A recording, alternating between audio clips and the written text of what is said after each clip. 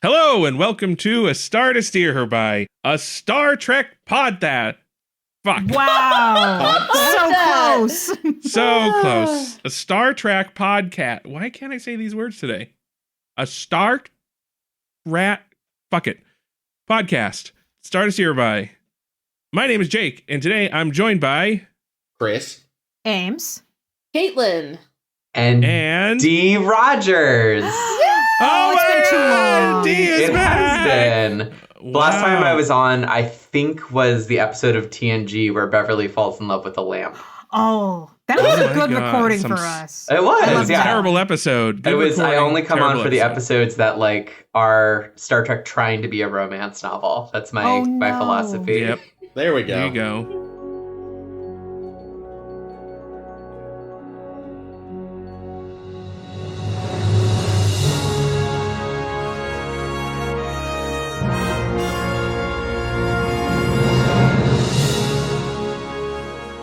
Yeah, well, welcome You've chosen back. well So to come back this week. You missed us. You missed all of DS9. I did, yeah. But that's okay. You're back now. Voyager is the one that matters, after all. That's true. Okay. Well, anyway, today we will be talking about 2 episodes of Star Trek: The Voyager, and those episodes are Resolutions and Basics. Basics, Part 1 and 2. Which will bridge the gap between seasons 2 and 3, which means that we'll also be doing our season 2 wrap extravaganza, and that's Woo. WRAP, not RAP. Fuck, I already wrote one. So we could rap about it, maybe. I know the audience is disappointed. But anyway, so starting today, we will be talking about resolutions. Resolutions. What's your resolution, folks? I don't give a shit. In this episode, we will be joining Captain Janeway and Chakotay as they are asleep, apparently, in these little, con-sing pods on some rando planet. And, we're just kind of coming into the middle of the story, so we don't really know what led up to this just yet. But, yeah, they're taking a nap in little cryopod type things. And then they get a call from the ship, and it's the doc, and he's like, oh, hey, guys, so I know how you got that disease from those bugs that bit you? Well, I've done all I can, and I can't find a cure for the disease. And if you come back to the ship, you're going to die. But whatever is happening on that planet, you'll be able to stay alive, because apparently the planet shields you from the effect of the disease that the bug bite gave you. So they're like, okay. And then they're like, okay, well, I guess we have no choice. The ship's got to move on. We can't leave this planet. So, all right, so they call up Tuvok, and they're like, yo, Tuvok, you gotta go on without us. You're the captain now. Go on. Please, leave us here. Oh, but send us some cool stuff, like a little shelter, maybe. I don't know. Chakotay needs some colored sand. Yeah, colored sand for sand art, little house on the prairie clothes, everything you got. So they beam down a bunch of stuff, and then they fuck off. And whatever you do, don't talk to those filthy Vidians. Oh, yeah, that's right. Yeah, of course the doctor's like, yeah, I've done all I can. I can't find any cure. The only people that might know of a cure might be the Vidians, but we all know that they're fucking murder zombies. So let's not call them up. And Janeway's like, yeah, Tuvok, you're under strict orders not to call the Vidians, no matter what. And then ship fucks off, and Janeway and Chakotay are hanging out on the planet, and it's very kind of romantic, and they keep trying to force this thing on us, and Chakotay builds Janeway a tub, and then they have a moment, and she's like, we got to talk about this moment, Chakotay, and he's like, well, I can't talk about my feelings, so I'm going to make up a fake story from my culture. But it's just basically gonna be our story, but whatever. And then they're like, okay, well now we can just be in love, and that's great, and we'll live on this planet forever, and we'll have our little monkey friend. Oh yeah, there's a little monkey friend. I'll catch and play with bugs, and Chakotay, you can build a log cabin, and it'll be great, and we'll just be like pioneers, Little roughing house it. On the prairie shit. And we'll even dress the part. And then meanwhile, I think it was like Harry Kim or someone's like, you know what? I can't stand this stuff. I want mom and dad back. Tuvok's a jerk. And so Harry Kim's like, listen, I got a great fucking idea. So he gets a couple of his friends, Hogan, some other crew person we haven't met yet. I don't know if she even got a name. Not that I saw. B'Elanna, and they're like, listen, let's come up with a plan. And then they go and talk to, or really, I don't know why they needed multiple people to be in on this plan, because really it was just Harry Kim kind of driving the whole thing, whatever. Anyway, they met with Tuvok, and he's like, Tuvok, I really respect you and appreciate that you're the captain, and I just want you to know that I've totally gotten over this whole Janeway and Chakotay thing, but by the way, let's call the Vidians and see if we can get Janeway and Chakotay back. And Tuvok's like, fuck no, dude. Well, actually, never mind. Yeah, let's do it. So they call the Vidians, they call the Doctor's old flame, Pell. You'll remember her. She not the Ferengi Pell, the other Pell. I was gonna say, wasn't that also the girl Ferengi? I was just gonna ask you that.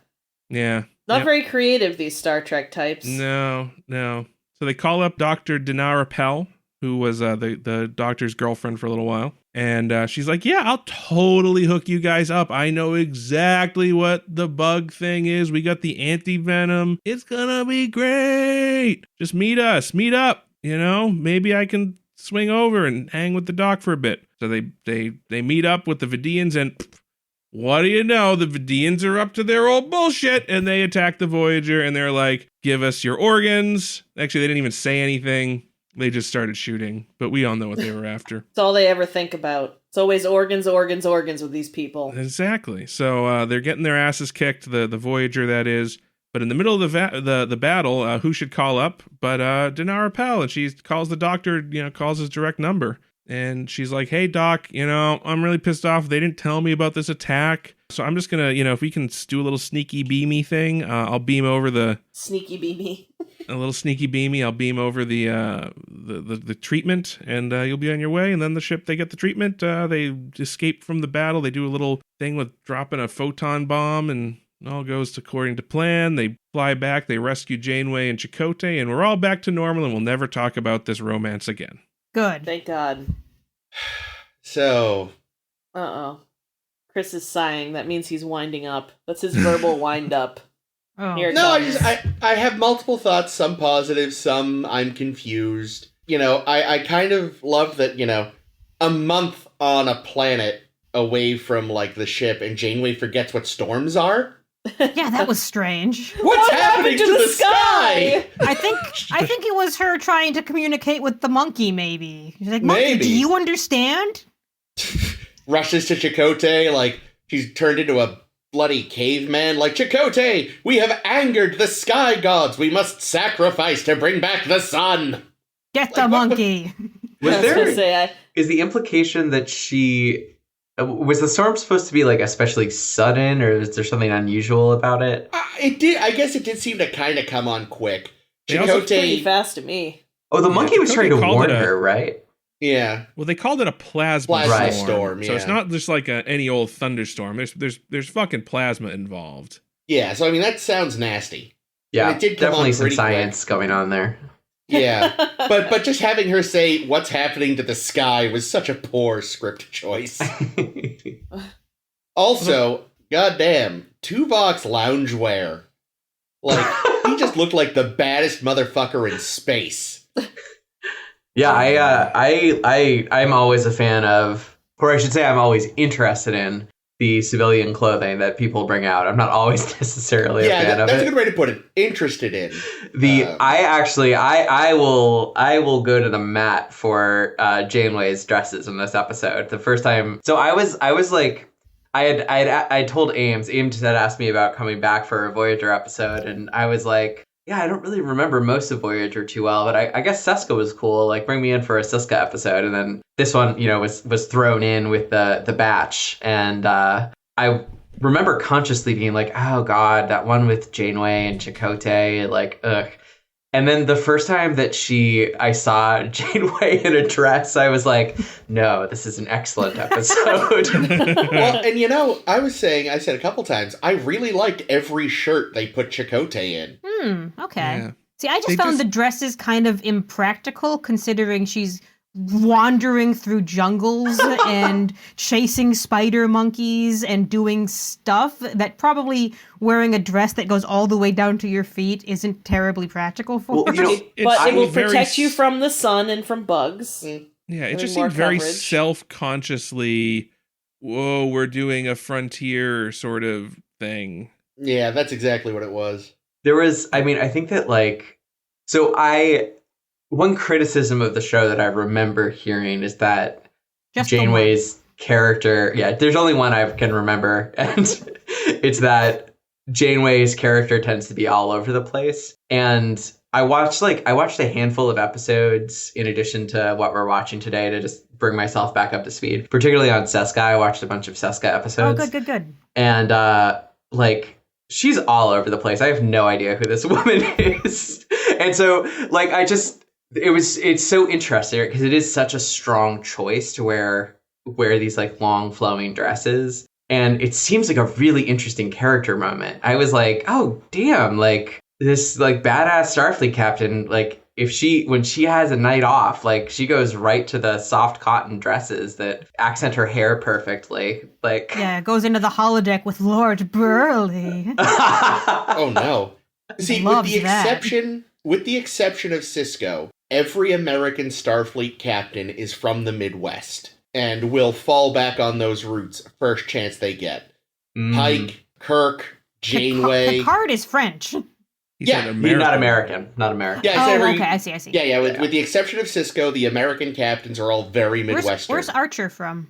He must be Oh, American, God. but I he can't is think of American. where. I can't remember where exactly. Yeah, I'm sure. Where's Cisco from? New Orleans. Yeah. Yeah, Oh. New Orleans. Yeah, Damn, yeah, you're Cisco. right. Archer might break that trend. That motherfucker I loves think- water polo. Yeah, and there's definitely lots of scenes of him playing at the beach as a child. So Yeah. Okay, so I That remember narrows the it captain down. scene up till this point. Yeah. yeah, Yeah, it's... Yeah, like, they want her to have this pioneer background, which, I guess. Is this like some kind of commentary on the fact that like having women in science and in the workforce is like taking them away from what they would naturally be inclined towards, and Oh, that's why God. she like slips back into it? No, Yeah. I didn't read it that way. I read it more as let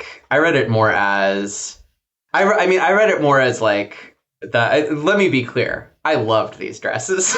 as a they woman who suited her. likes a dress, I liked these dresses. And so my take I on would it wear was them. just that I again, okay, so just backing up for a second, I would say my take on this whole episode coming into it without the full context of been watching the whole series up to this point again, like I was kind of like, oh, I actually really enjoy this episode as a 1 hour story about two people.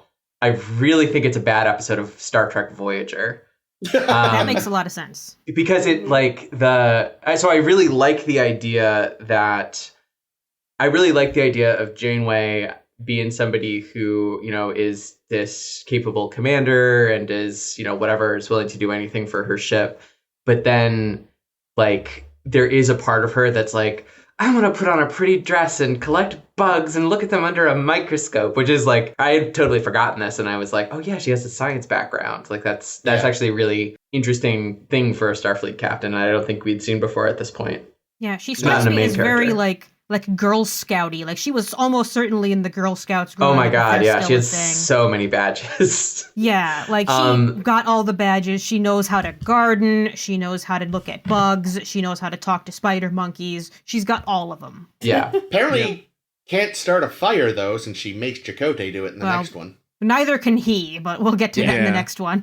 The one thing I felt was a little unfair was she was accusing Chakotay of having given up, and it's like, no, it's just he doesn't have a science background. So what he can do is, well, apparently, build shit. Craft which a is nice bathtub That and bathtub is some nice. headboards. Log cabin. Yeah.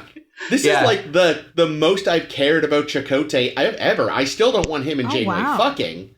But suddenly it's you're interesting. He was so thoughtful. It's a good Chakotay episode. He's a nice dude. He was like, oh, the one thing she's gonna miss is a bath. I'll make her a bath. I'm gonna make some homey touches. He was doing I art. think about what she needs and I give it to her. Let me I'm just- like, I damn, mean- Chakotay, what a wonderful man you are. As a queer woman, two things I really enjoyed in this episode are seeing Janeway in dresses and seeing Janeway in a tub. Both. Yeah, Chakotay Kate was digging Mulgrew, her oh in my the tub goodness. too. Yeah. There were For so real. many like There was down that shirt scene shots. where it was like, Yeah. let me it's a stare at her romance tits for a novel. long They're time. literally dressed like Regency romance novel characters. Oh my Yeah. god, you're right. We need the like Chakotay and Janeway like Fabio book cover. Oh, I'm Yeah, sure, with, like, I'm sure his there's shirt is open ripped letter open. / fiction out there. That Oh will yeah, like from what I scratch that read. itch. From what I I'm read, the gonna reason fucking this write episode. some. I liked it. The reason this episode exists is because like fans in the chat rooms and wherever were shipping Janeway and Chakotay hard. Yeah. And I think the writers kind of caved in, which I think writers should never do. Writers should stay out of the chat rooms, if anything, Right. and not just give the fans what they want. They should give Yeah, the don't fans negotiate with terrorists. what the show needs, which... I Well, mean, and- yeah, it's interesting to see, two people stranded on a planet, one of them coming to terms with the fact that they may be there forever, and the other coming to terms with but we still want hope that maybe we'll be rescued or come up with a cure, or we've got this shuttle pod that they left us with that can only go warp 4, so we could still explore if we wanted to. Yeah, No, let's but go. They that's can't leave the interesting. planet. To the They moon. can't But we're leave gonna the build a planet. boat. Oh, Oh, you're that's right. right. They can't leave the planet. But I guess they in could fly theory. around the planet, though. They could go, if they wanted to find a more More hospitable monkeys. place with fewer monkeys. Yeah, Well, aside from the plasma storm, it seemed fine. Yeah, yeah, pretty it seemed nice. like an nice idyllic monkey. sort of place. Yeah, let's call it New Earth. Come on, guys. I think Some creativity. I wouldn't mind. I wouldn't necessarily. Okay, here's the thing. I don't think I would necessarily mind. I don't know, right? Because I'd have to see how it would be done. But I would not mind if the writers were like, let's explore the idea that Chakotay and Janeway have feelings for each other, and like, how do they deal with that? What does that do to the command structure of the ship? Like, that raises obvious sort of just like, how do you manage an organization issues? But like, they didn't do that. They had one episode where Chakotay confesses his feelings, and Janeway is like, wow, I could be open to that. And then they never, in that last shot, it's like the last shot of the episode is Janeway and Chakotay, and Janeway comes in and she's just all business, like, great, like, here's 12 things that we need to do now that I'm back on the ship to get back up to speed. And I kept expecting there to be some, like, them to look at each other or to acknowledge somehow, like, we're The giving pan something flutes come up. Yeah, and there's just nothing. They're just like, okay, great, well, yeah, I guess I'll go back to, I guess presumably Chakotay is just like, I guess I'll just nurse my crush silently for 50 years while we go home. Yeah. The Until thing, too, Prodigy. is, like, Till there was Prodigy. there Right. was no sense before now that he had a thing for her. So it's like, I wish they'd just played it more as like, you know what? We're stuck here. We're adults. We have needs. Maybe we should fuck? I mean, no, it's very believable, right? To just be like, Yeah. listen, Catherine, you look great in a dress. Like, I give great massages. I give great Yeah. massages. We're gonna be here for 50 years. Like, what are you up to tonight? I'm just curious. What are your plans? Like, if they had, I prefer they played it that way than, like, I've been secretly crushing on you for a while. yeah, it's like, fuck it. We're, adults. We're both decent looking. Let's have a woodly woo. Oh my gosh! And then What now? I feel like Janeway could drag him when they got back. Like, she could just be like, "So what were you saying about like, we might as well?" And he'd just be like, One thing we noticed at the start of the episode was that she seemed particularly Hepburn-y, even for her. I like Did anyone that. else notice that? Yeah. She was really like, she was very much in the upper registers. Yeah. Even for her. That And makes it sense. kind of cooled off. But at We first, can't give up hope here, Chakotay. We're going to be here for a long time, and we need to find our way back. Yeah, we both separately were like, is she like extra Janeway today? What's going on here? Super Janeway. Super Janeway. Super Janeway. I was like, I like the other plot line. Okay, like it's The not. Tuvok one?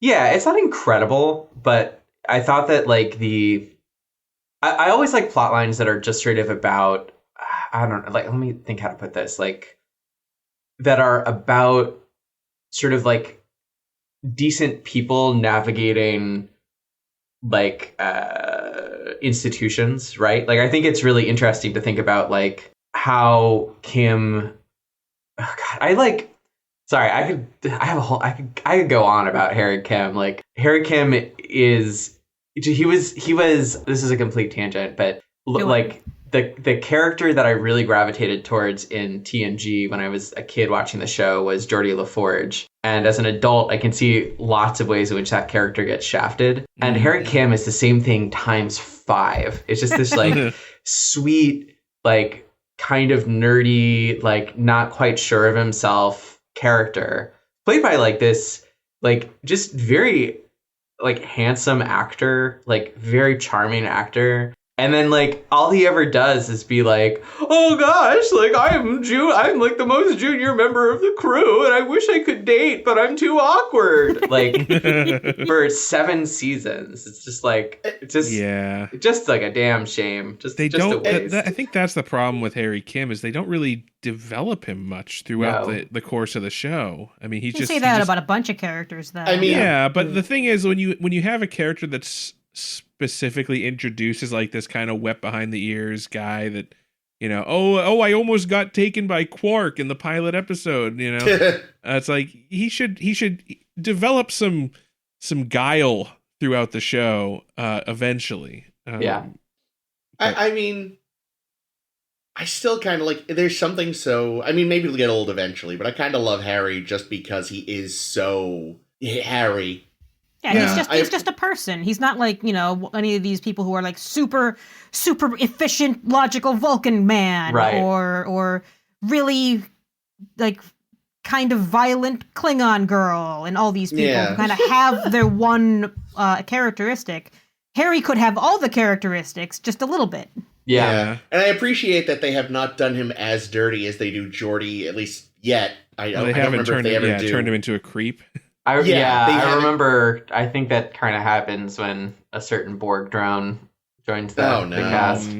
But I don't think. I mean, I think at that point, pretty much everyone creeps on the Borg woman at some point. But the to go back to the original point, like I think it's interesting to see him, to see how he talks to Tuvok, and also like the process of like it makes me think a lot about my workplace, right? Like if I don't like something, like I don't sort of go in and like talk to my boss right away. I'm like, I go to my coworkers and I'm like, hey, how do you feel about that thing? Right? Like, and then they'll kind of be like, oh my God, I know. And they'll roll their eyes and I'll be like, right. I was thinking about talking to like Mr. Tuvok about that.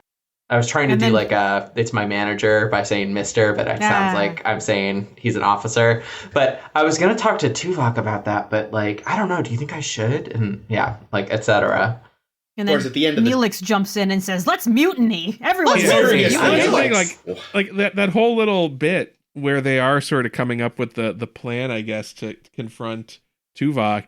It really does kind of feel like they're having this little happy meeting, and really what they're talking about is a mutiny, you know, even though it doesn't turn out that way. No. That's kind of what they're contemplating. I mean, they're talking about, I mean, it's actually really interesting from a military perspective, because what they're talking about is like, it's not necessarily a mutiny, but it's definitely like a breach of discipline, right? They're saying they're collectively organizing, which is not supposed to happen in a military context. No, and how far would they go if Tuvok held his ground and was like, "No, we're not calling the Vidians. Fuck that." Like, how far would they have pushed it? You know, if Jonas were still here, he'd have already contacted the Vidians, but we've killed him. Yeah, I like that. When all else failed, they had his pseudo daughter guilt him into it. Good plan. Oh, pseudo daughter. Yeah. One thing that I remember really liking is that I appreciated I thought that it was smart of the writers to give Tuvok sort of a like, this is Tuvok succeeding without Janeway moment, right? With like the whole complicated transporting scheme that I can barely remember. But there's that whole sequence where I remember Tuvok's like, this is the sequence of events, right? He just like lays it out in this very thorough, logical way, very Tuvok, like, we have to do this series of precision maneuvers in order for this to work. Here's everybody's parts, like start when I say go, and then just like execute the plan. It was both very Tuvok and also like very, very distinctly Tuvok and still like good captaining, and sort of showed like the reason we're bringing Janeway back is not because Tuvok couldn't cut it, right? Like it gives the character a very graceful exit from the acting captain role. I kind of liked also, because I know we've seen in the original series the couple times Spock was in charge, and boy, did it go poorly every single time because he's just so Vulcan about everything. Right. But here, with Tuvok in charge, yeah, he's very Vulcan about it, but it's not that he's also trying to follow orders. He's not just doing things because it's logical. He's doing things because he's in charge, and this is what he feels is the best way to go about things. And no one throws in his face the whole racist, oh, you would never understand because you're a Vulcan. They're all peers here, and they get it. Right. And I think something that, so I think I can go and say that I think so far on the show, Tuvok is my favorite character. Ooh, that we've seen, cool. It's in terms of like the character development and how we've gotten to know people. And I think we've seen a lot of Tuvok, and I think this season had some really good Tuvok stuff. And one thing that I'm really appreciating about Tuvok as a Vulcan is that, he's not a prisoner to his logic. And he can, I don't know, he seems adept at almost manipulating the logic to fit like what he actually wants to happen. Like I think in this episode he's like, yeah, I can justify this. I can work out, like, I don't know. I feel like sometimes with Vulcans, and especially, we haven't really seen them yet, but like Enterprise Vulcans are very much just completely rigid and inflexible in a lot of ways. But they are also the cattiest motherfuckers. Oh yeah, they're super bitchy. Oh my god. But I think in this, you have instances where Tuvok is like, yeah, I'm gonna violate the orders, or I'm gonna go and do something that is completely, on the surface antithetical to the whole logic and reason thing. But then he finds a way to justify it. Which, like when he stole that thing in Prime Factors, I think, right? Yeah. When he did that, or I think in this episode too, as well. The logic can just be, if I don't do this, there will be a mutiny. Yeah. And that's going to be more detrimental in the long run than anything else, so fuck it. Than having our organs harvested by fucking Vidians. Yeah. God damn, they are the worst. But like, man, does it really fucking go wrong. Wrong. Like, he doesn't even say I told you so. He wanted to. But yeah, and like there's that moment when he's giving that speech to the crew. He's like, yeah, I will take full responsibility for whatever happens. Yeah, but if everyone's dead because their organs have been chopped out, no one's gonna like hold you responsible because they'll be dead, Tuvok. Come on, man. Yeah, that win-win situation. Either everything's great or everybody's dead. Either it works and I get momentarily dressed down by Janeway, or it doesn't work and we're all dead and there's nobody to hold me responsible. I guess that is how that logic works out. Tuvok! Tuvok. It is logical to risk this when I'll just die and not face any consequences. But again, this is also... And speaking of logic, you got to go back to the old needs of the many on this one. It's hard to justify going back for Janeway and Chakotay and risking the entire crew. But you could, if we want to twist the logic, we could say the many, in this case the crew, would feel better if we got these few back. So you're almost in like a catch-22 here of many and fewness. Many and fewness. Also, I now really wish that every time he neck pinched someone, Tuvok would go, Tuvok. Just like, and he would do it like he would look at the camera and like very gravely say, Tuvok. Yeah, there we go. It is like, I wonder if he, I guess it's like, I guess you have to wonder, like, is he making the decision that he's making out of, it's interesting because there's actually, they use the language in this episode that I feel like is pretty out. It's kind of like early TOS before they'd really figured Vulcans out. They're like, well, you don't feel these emotions, Tuvok. And like everybody knows that Vulcans do feel emotions. It's not that they lack that capacity. It's that they control they control them and tend to disregard them in their decision making. And like, so it is, I think it's interesting to wonder, like, to what degree is his decision motivated by logic, right? Like, I think that you could make an argument that maybe the ship in the long term has a better chance of getting back to the Delta Quadrant if it doesn't have to deal with facing this loss?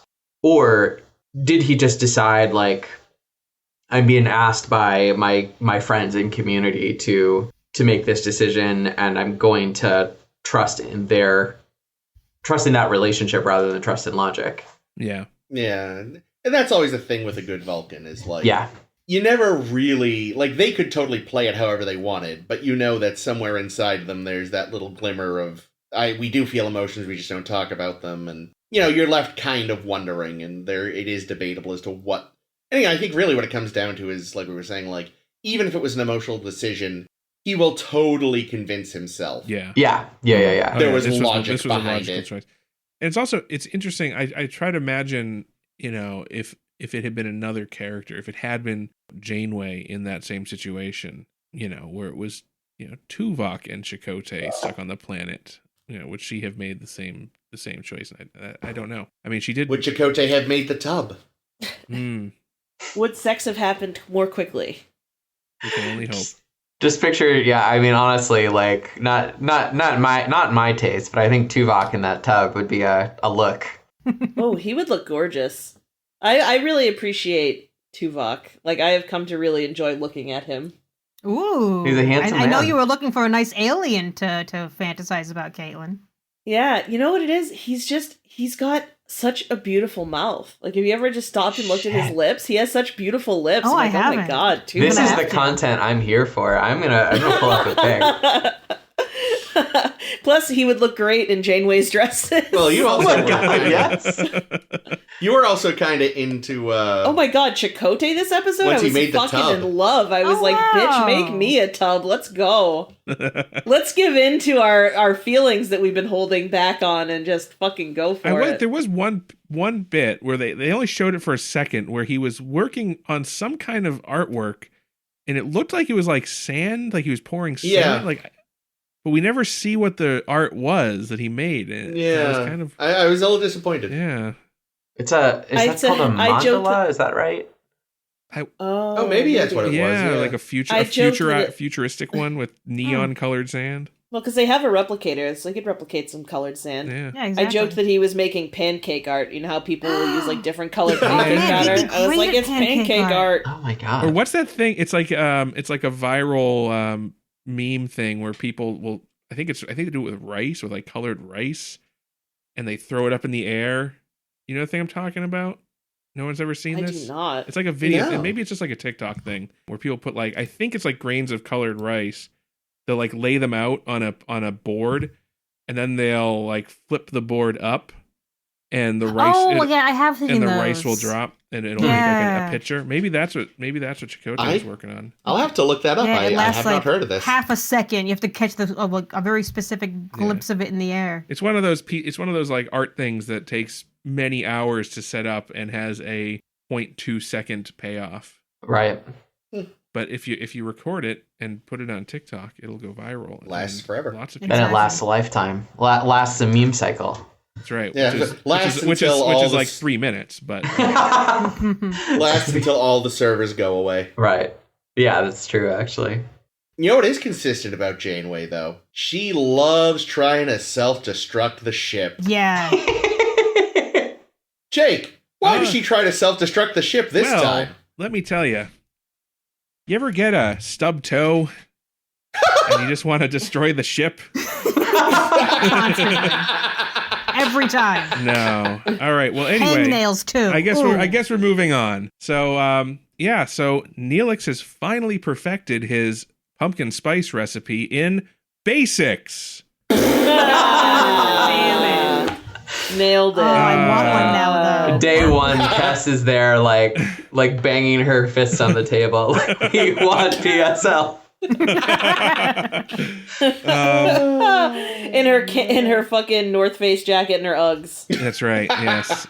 So anyway, yeah. So we're doing basics, part 1 and 2. Oh, so what all happens? We have our old God, friend, not fucking very much, to be honest. our old friend Seska calls up and says, "Yo, Chakotay, I had the baby. You're the father." And they're gonna kill me because my new, I don't know what the relationship is, but the Drogo, or whatever the dude's name is, Cullen. Maj. He is a Maj Maj. Cullen is like, he's very displeased that it's not his baby because I lied to him and told him it was, and now he's going to kill me, so please come rescue me and your son, maybe?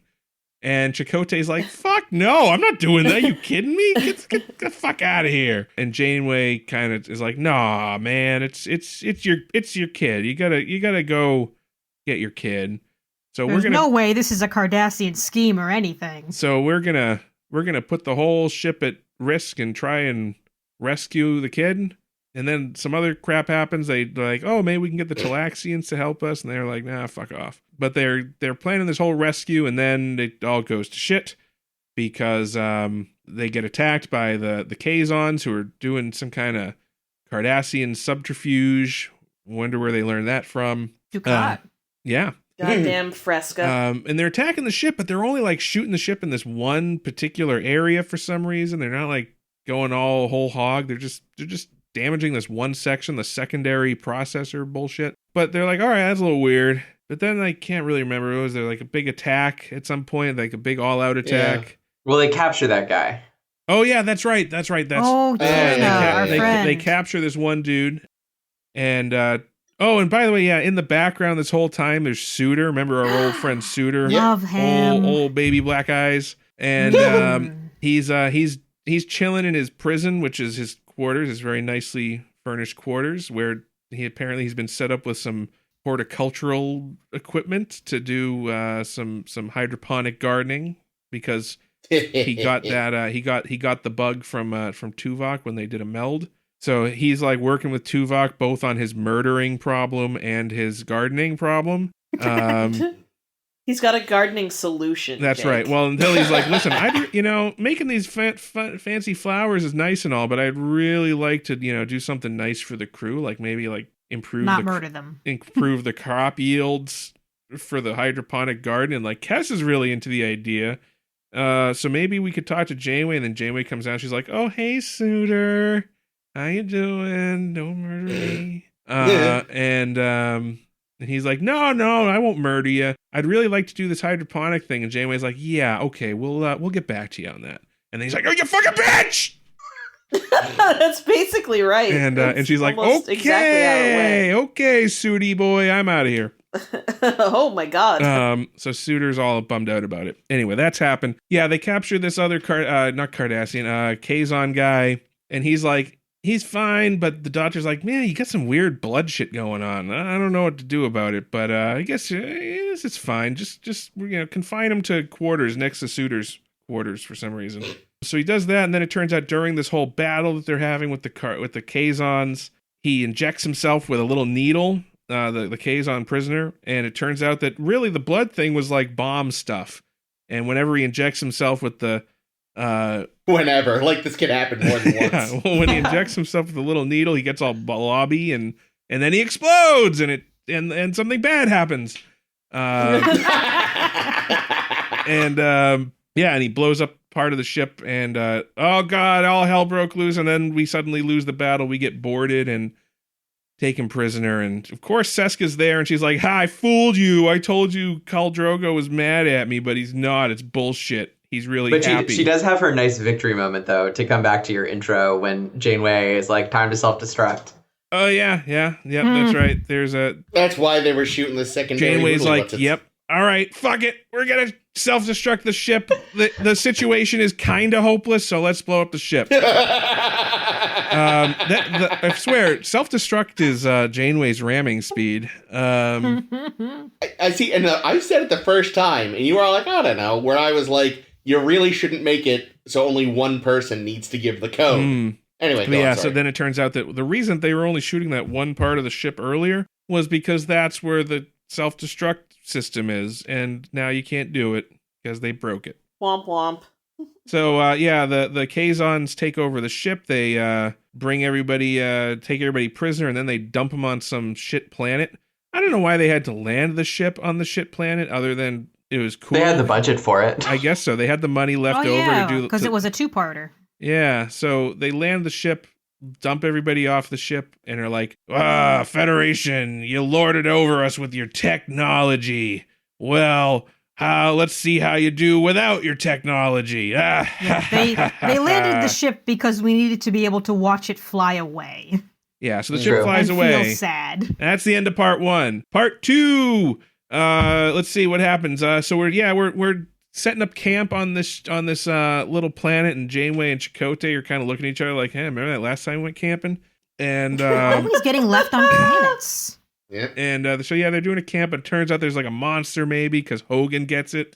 Poor Hogan. Hogan. Yeah. Yeah, let's pour one out for Hogan. Anyway, yeah, Hogan gets it while Neelix is coaching him on how to grave rob. He gets eaten by a monster. Yeah, that was great. Anyway, back on the ship, the doctor is still there, and Seska comes down. She's like, "Hey, I want you to check out this baby because, like, I had the baby, but their medicine kind of sucks, and it'd be good if you kind of took a look." And he's like, "Yeah, it's perfectly healthy, half Cardassian, half Kazon baby." And she's like, "Half what?" And he's like, "Oh yeah, no, this is Chakotay's kid. Come on." So yeah, it turns out Kazons just look like You humans can't when they're even babies. build a log cabin. Yeah. And she's like, It didn't come out with the tattoo. That should have been the you can first just sign. see how crestfallen Seska is that her child is not Chakotay's. Womp womp. But I intentionally impregnated myself with his DNA without his permission. Well, you Yikes. done goofed. You done goofed. So Seska, she's bummed out about that. But guess who else is on the ship? It's our old friend Suitor. Yeah, Yay! everyone thought he got blowed up when the Kazon blew up. Oh, I also forgot to mention that in the middle of the battle, Tom Paris left, just fucked off, got in the shuttle and left. Yeah, he's in the shuttle for Bye, some reason. everyone. He's just like, all right, I'm going to join the Kazon too. peace out. Yeah, no, he left, but it turns out what he was really doing. Well, we knew what he was doing. He was going to go find the Talaxians and be like, "Hey, can we get some help?" And which he does. He gets some help from Talaxians. So I really hope it wasn't their intention to make us think that he was just fucking off, no, they because, actually fool said me once, shame on you, etc. they said, Yeah, he's like, I can go get the Kazon. Yeah, I bet I can get a shuttle through this fight, and then I can get the Talaxians. yeah, he says, but then they kind of fake you out. They're like, "Oh no, the shuttle blew up. We found the debris," but obviously he didn't die because we didn't see that. Yeah, so Suitor and the doctor are on the ship and they're doing a little sabotage, and Suitor's like, "Man, I try so hard not to do a mortar, and now I gotta do a mortar." And then he does it so well. I gotta say, So good at it. it's He's almost a pro. it's a crime not to let this guy murder. I'm telling you, he's an my artist because he just goes onto engineering and takes out like 8 Kazon, except for one, which kind of sucks because that guy then shot him in the back and killed him. But not before he was Yeah. able to do the thing that Tom Paris needed him to do to let him attack the ship and shut it down. And and then basically the Talaxians beam over and Seska gets blowed up and killed, of course. Kulla escapes with the baby. I was like, what happened to the baby? Kulla's like, "Oh, my son," and then he left with the baby. So I don't know. I don't know about them. Maybe we'll see them again. I can't remember. God, I hope. This is the last we see of the Kazon. Yeah, Thank you, Space Jesus. I was pretty sure that was the case, but I guess they wanted to leave it maybe open by having him escape with the baby. I don't know. They rescue the crew from the planet. Oh, by the way, there's some native people on the planet who at first seem kind of scary and chase them into a cave, and it's kind of iffy on the racism area, like these people on the planet, because they kind of Tuvok talks about a noble savage. It's Yeah, very God, yeah. It's a little. I mean, it's I honestly, I think a little iffy. Unfortunately, I think that like they are not the biggest red flag for racism in the episode. That is fair as well. Unfortunately true. Yeah. So, but we ended up making friends with them when Chakotay rescues one of them from a lava flow. Oh, by the way, there's also volcanoes, and we don't defeat the monster, but the monster does eat another dude. So Yeah, some blue shirt. yeah, and that's about it. I don't know. Yeah. There you They go. pick them Welcome up to from the season planet. 3. Yeah, they pick him That- up. They pick him up, and Chakotay does the whole, says goodbye to Seska. Yeah, they Seska's- mop up the Seska that was remaining. Yeah. Oh, I feel bad because I realized when D, you told us, I want to be on a Yar episode in TNG, and we picked the one where she gets killed. Oh my and then god, I said, you're right. you want to be on a Seska episode for Voyager, and we picked the one where Seska gets killed. It's true. I did not realize that was pretty what was going to amazing, happen. actually. I just did not know scrolled this. through. I scrolled through the memory alpha saying, what are some good Seska episodes? This one looks like a good Seska episode. basics. Put that on the docket. Well, see, it's the conclusion of her arc, though, so we can speak to that as a whole. Yeah. Because I would rather talk about that than anything that happened on the planet. That was all such hot, steaming fucking garbage. There's one scene on the planet that I do like, which is when... So, oh my god, well, okay. Even this scene is iffy. But the scene where there's a bit where Cass and Neelix get captured, which is very uncomfortable because it's very clear that there's like some sexual peril going on with Cass, and it's like, come on, let's not go here maybe. But I honestly, I'm not being sarcastic. I really like Chakotay's approach for dealing with that because they don't have the universal translators.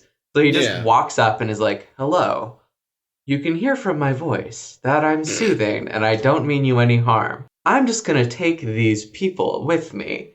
And they're communicating back and forth where they're like, well, you can have Neelix, but you can't have Cass. And he's like, no, they're coming with me. And they're like, why don't you have this woman that we don't like? And he's like, no. I think Neelix and Cass are the ones that will come with me. Goodbye. And they just start walking away. Well, and then, of course, they get chased into a cave. But it's fine. And like, but I genuinely liked that approach of just like my intent is pretty clear from my actions and tone of voice. So I'm just going to get through this situation. Yeah, and there's also there's precedent there, right? Because in the previous episode, we see like him and his father are like his father's like some sort of anthropologist or something. Oh, that part. Oh, and Tattoo when he just like, let's all strip naked. Yeah, that'll convince them where. So, like, he's got check it out. It's my dick. Because I think I don't know if they said like what his father is, if he's just an anthropologist or like I don't know, whatever he does. His dad is like into contacting like uncontacted people and getting them not to kill him. Yeah. And I guess it's a callback, which I appreciate. Yeah. Speaking of Chakotay's father, though, like if we want to talk about racism in this episode, like oh god, Chakotay's unspecified Native American magical powers and being able to have like a scene with his father, like just this vivid hallucination where it's his father, right? It's not his grandfather. Yeah. It's his father. Like he used the hallucination machine, and it just kind of like talks to him perfectly cogently. Like I don't know, I was like, I'm not super comfortable with this portrayal of Native American religions, especially when like do we know his nation or anything? Like there's not. Oh no, they leave it. He's like vague, so that all Native stories American. can apply. And like they've used the I was gonna call it the dream machine. They've used that his medicine blanket and the little machine for the hallucination. They've used it before, but it's never been this like vivid and lucid. Yeah. Like this really felt like they were like, oh yeah, no, he's like talking with something from the afterlife, which is different than like, okay, this thing, he had like a hallucination and he met his animal guide. This was like very much calling up the dead, implying something supernatural, which I was like, I don't know about this. No.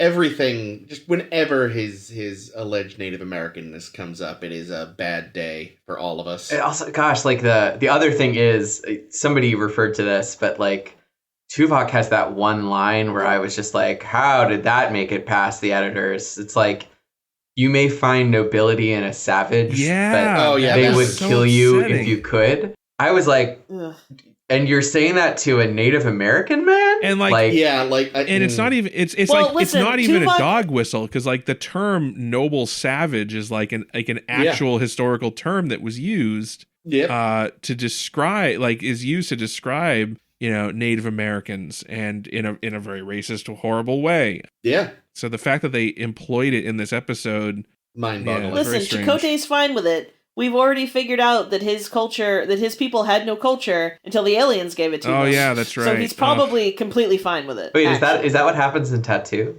Yes. Yikes. We find out that ancient fucking astronauts. awful. Wow. ancient It's astronauts so bad. were the No good. genesis of Native American culture, apparently. Yeah, they had no language, no culture, no art, nothing, and then aliens showed up. Thank God. So Really, really white, light-skinned type aliens as well. So weird racism aside, too, another huge problem with these aliens was their makeup was fucking awful. Oh, it's so bad. These are the Tattoo aliens. Because no, the aliens in this. Sorry, basic- the yes, Native basic American aliens. Because the masks were good, but then they didn't bother making sure their necks and arms matched the skin tone of the masks. Just like me in high school. So it was like, really?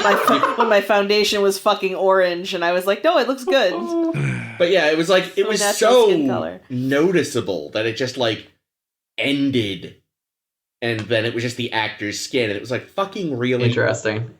You know what bad. was a funny synchronicity is that I recently watched a few episodes of Naked and Afraid. Has anybody ever watched that? I've never seen it. No. No, but I'm aware of it. Yeah, it's about, for anybody who hasn't seen it, it's a reality show, I guess you'd say, about where people go on this survival challenge where literally a pair of people are dropped naked into an environment, like a wilderness environment, and they have very varied environments. And I think usually they're given like some small subset of tools. Sometimes it's like they can only take one item, or sometimes it's like you have a fire starter and a pan and that's it. But it's like, it's a show that is like the interest in it comes from the fact that like something like catching a fish becomes this like monumental show defining event where they're like, I caught a fish, everything is different now. And it was just Tuvok takes about 12 hours to invent a bow and arrow. Well, yeah, and I was like, oh, okay. And that's not just it's like Chakotay struggling to get the fire lit until they're like, we need hair. Although Oh, again, God, that made me fucking gag. anytime Janeway's hair Ugh. goes down, it's like That's true. I'm bought in. There you go. Instantly to the episode. Yeah, but it does seem strange that I guess they have ways of starting fires in the future that they don't need to have. But again, it seems weird to me we that have that now in the past. They're called fucking lighters. Yeah, they don't have yeah, those. but Well, I mean, You could fair replicate enough. a lighter. Back to with basics. Chakotay and his dad going on these crazy adventures, you'd think that at some point he learned the trick to starting a fire. But that's because Teen Chakotay wasn't. That's paying true. He was a attention little then. bitch. Hated Yeah, those he was trips. too cool for that There shit. is literally so they use a bow drill, right? Which is the thing where it's like you have a rope and some sticks. There's literally an episode of Naked and Afraid that I watched where a guy brings us his one item, a bow drill, and his partner, they do like a cutaway where his partner's like, I can't believe he fucking bought a bow drill. Why didn't he bring any more practical device for starting fires? Yeah. He brought the hardest way to start a fire, that idiot. Yeah, I love the note that I read, which was that Beltran, for the life of him, couldn't get the fire to start because they wanted him actually on start screen to actively start the fire, and they tried for 20 or 30 minutes. And It's he's incredibly like, hard, I think. Guys, I can't start this fire. Why are you making Because me do he's a this? normal That is pretty person. insane. Yeah. Normal people born in the 20th century don't know how to start a fire without a lighter. I get it. I can't either. I mean, what would be cool, is if, they had some sort of, something on them, some kind of jewelry. I guess they stole their badges, but... Yeah. They did. Because I was going to say, if there was, a flint, Oh, flint in there or something that you could use for starting fires. Oh, little emergency Or flint in the comm badges? See, I like That it. would be cool. Or some kind of crystal or other that they could use for to direct sunlight. Well, what I'm wondering is why didn't they just get Kes to start the fire with her brain? Because she can Ooh. do There we that, go. and we've seen that on the show. What wasn't? Yeah, but what wasn't if she misaims captured? and That's causes true. She's just someone's gonna head to explode again? boil Tuvok's head again. Delicious. I did I liked the stuff on Voyager pretty well though. Yeah. After they That should have been the focus of part Yeah. 2. I really Not- like the Doctor, and it's amazing because I haven't seen the show in a while, but I could tell the Doctor was doing his first episode of season 1 self, right? He was just like, I don't care about anything. I'm very rude and abrupt. And like all of his development like dropped out, and he's just sort of like to Seska, he's just like, I am just a stupid hologram. Yeah. No, I don't care who runs the ship. And it was good because as the audience, you're like, oh yeah, this is kind of how he used to be. Now he lies I realized all the that time. like she would have no idea of the changes. It's so good. Yeah, and like the whole discussion about deception, where he's like this and that, and he's like, but if you want me to learn how, that was really good. Deceptive asshole, like the little and then pretty little, she doesn't realize it insult. One of the things I really like about Seska as a villain is that she's just genuinely as smart as the smartest person on Voyager. So it's like she instantly is like, thorium particles, like there's somebody in the vents, like we have to find him. Yeah, and it's a former Maquis, because a Maquis would know to use that. She says that. She's like quizzing him. She's like, goes to the doctor, and she's like, he's like, no, I did it all myself. I did all the sabotage.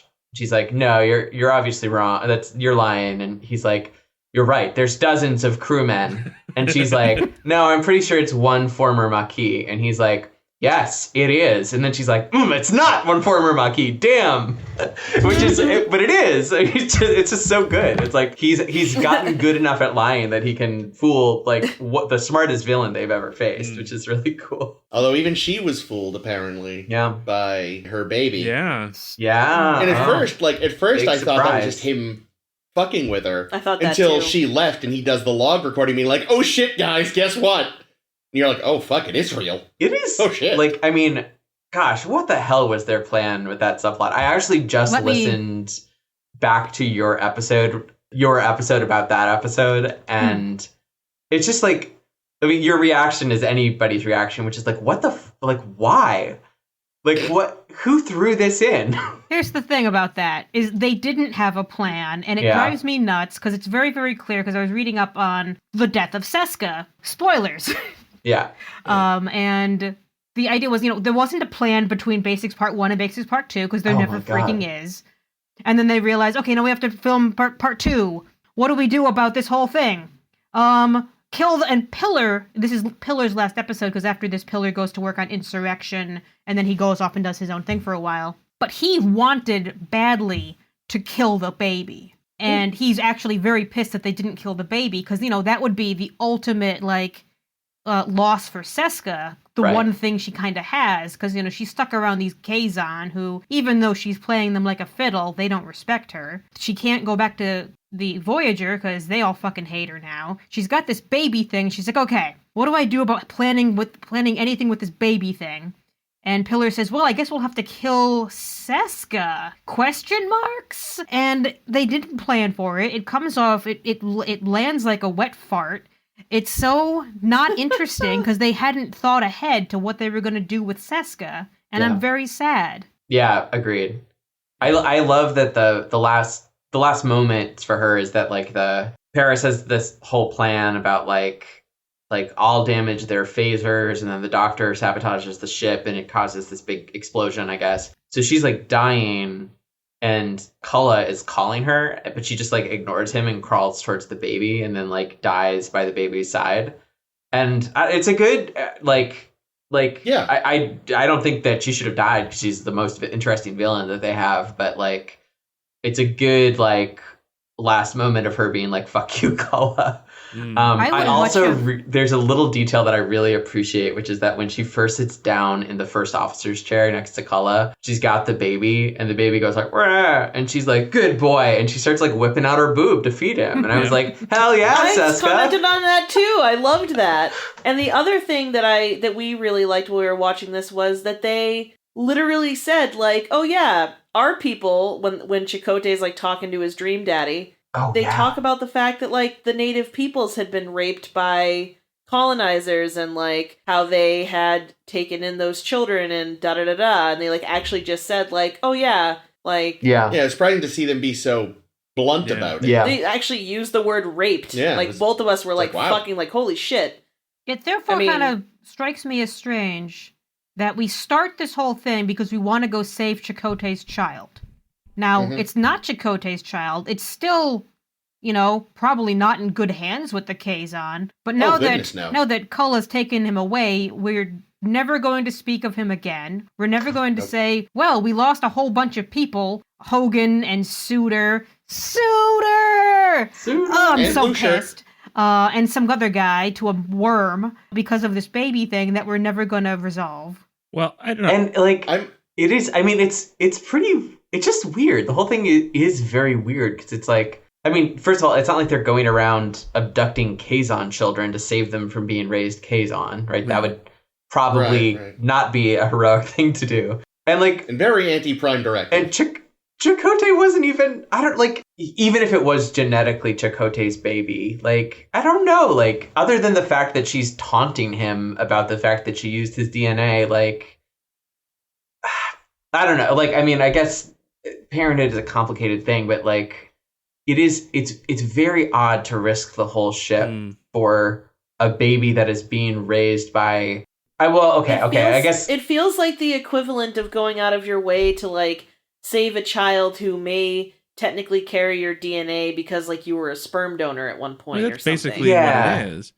And I just don't understand it. I don't see that there would be any attachment. It didn't strike me that Chakotay was even particularly interested in this whole excursion. Janeway was more into interested than he was. Yeah. You know what it is, guys? She was like, "No, you got to save your baby." He's like, "What the fuck? It's not even my baby." What do you think, You know what Dad? it is? Because they're all like, "Fuck, Wildman had a kid. It's gonna have no peers, which means it's gonna annoy us. Let's steal another baby and they can be friends and leave us alone." Yeah. Brilliant. Nice. That was Janeway's real plan.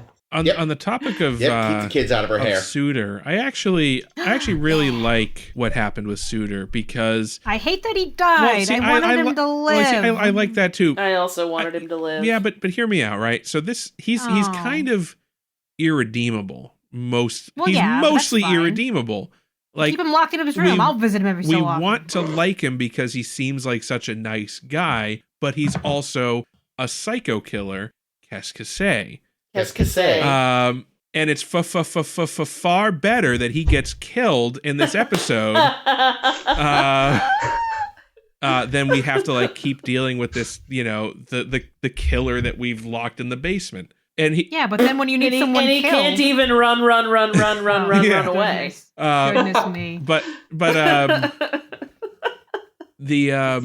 and he gets to go out, I don't know, I love the scenes with him. I loved when he was struggling with the fact that I just made so much. It's been so hard for me not to murder, and I've made all this progress, and I've been doing this meditation with Tuvok and all this stuff, and I've come so far. But in the end, it didn't even matter because now it didn't even matter. I have to fucking go off and do a killing, and that's what I have to fucking do, and it's tragic. And then I think that if would you say that he had to fall to lose it all? He had to fall to lose it all. That's right.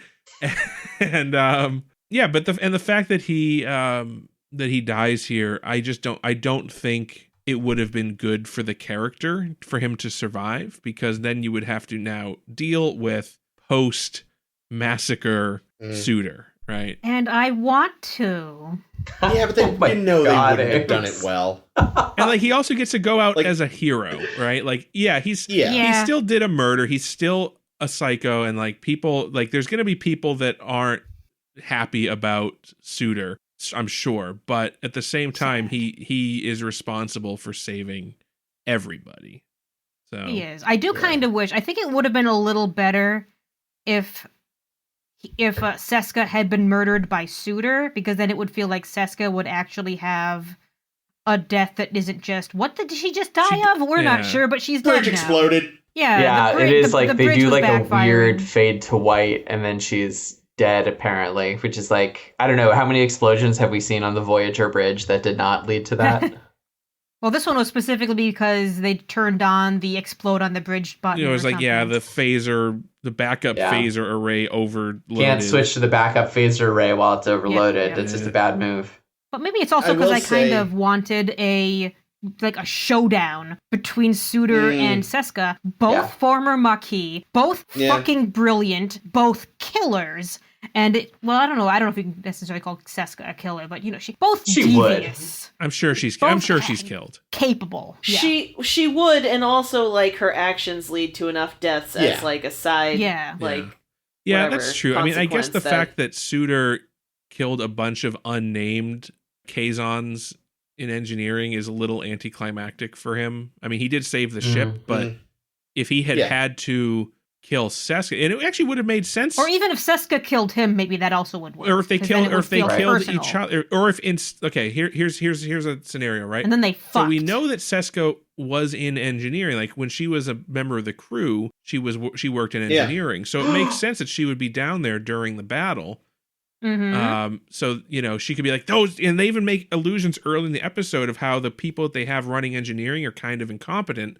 Like, what do you mean the fucking phasers aren't working? Seska, go to engineering and figure out what's going on. So she hustles down to engineering, and she's like trying to fix things. Suter comes in, blasts everybody, and it doesn't have to be like a big dramatic showdown. Like, it could just be he shoots her, but then instead of Rando Kazon shooting Suter, it's Seska in her dying breath killing Suter. Yeah. I mean, again, you totally could have had a big dramatic showdown with them, because then you could have been forced to cut some of the planet bullshit. But the whole episode title is an allusion to the planet stuff, which is really upsetting. I know, which is so dumb. It's just there's really no.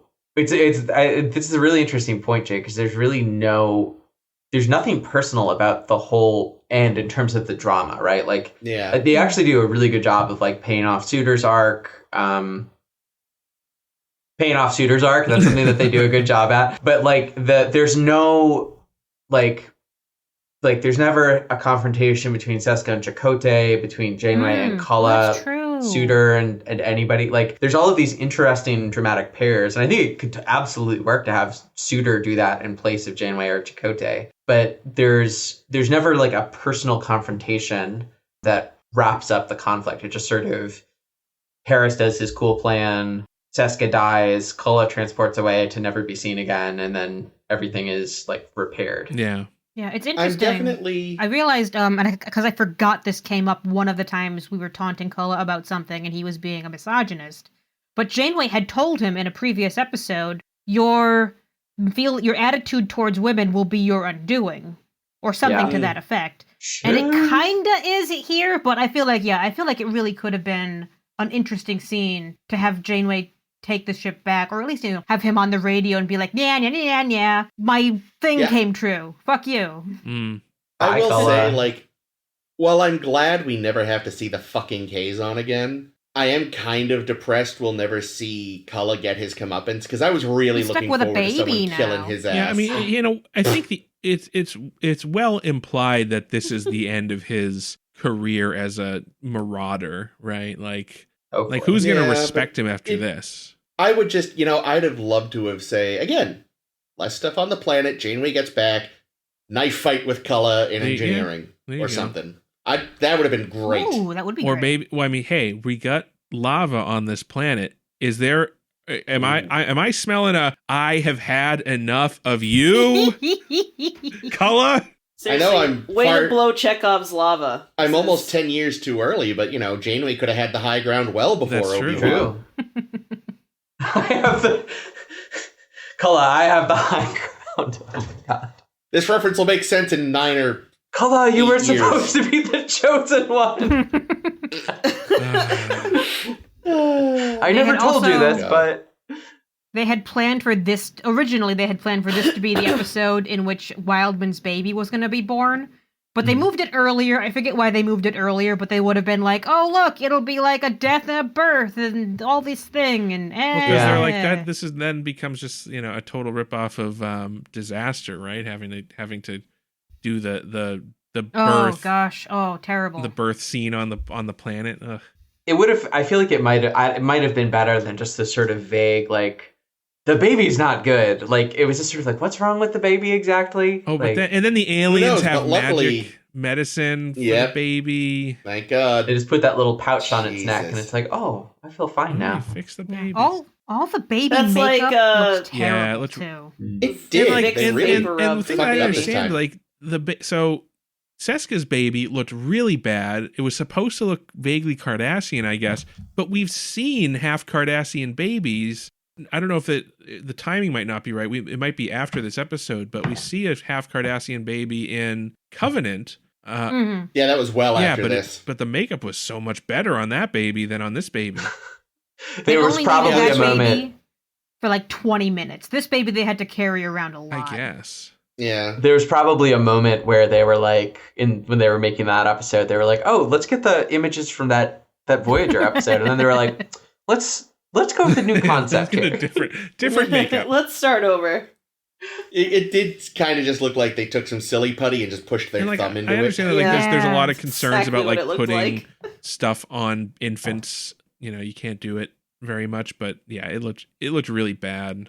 They could have used an animatronic or something and it would have looked better. Seriously, It was bad. yeah. Trying to picture what horrifying monster animatronic they would have used Yeah. instead of That's the it. baby. It's the one from Parts Yeah, of they use the same one, Alf from Yeah, Tuvok. I was gonna say they Tuvok get and Neelix's baby, or not Tuvok. they get the Paris and Two Neelix. Vicks. Paris and Paris and Neelix's baby. Paris and The or they could have gotten the goddamn puppet from Mac and Me. oh god. Oof. Yeah. Deep cut.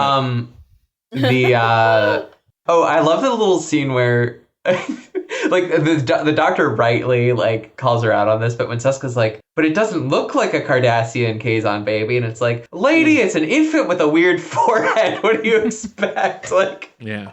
Yeah. Well, look, this is the first time these species have mixed it up. We didn't know what to expect. He hasn't Maybe when grown he gets older. the coral on his head yet. So it'll get there. It takes time. It's like human babies are born bald. You wouldn't be like, it can't be a human baby. They have those heads of hair. yeah. Well, plus it's not unusual for like skin characteristics to Yeah, develop. to like, change.